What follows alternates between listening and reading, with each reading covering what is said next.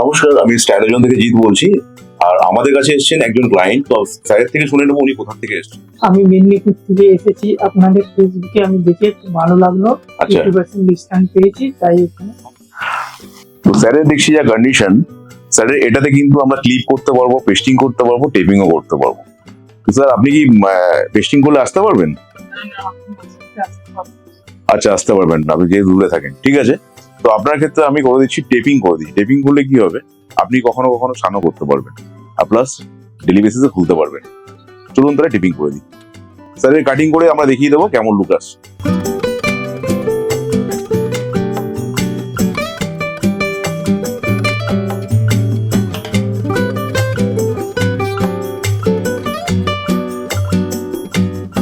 দেখতে পাচ্ছেন look complete হয়ে গেছে। তো স্যারের থেকে শুনে নেবো, স্যার কেমন লাগছে বলুন।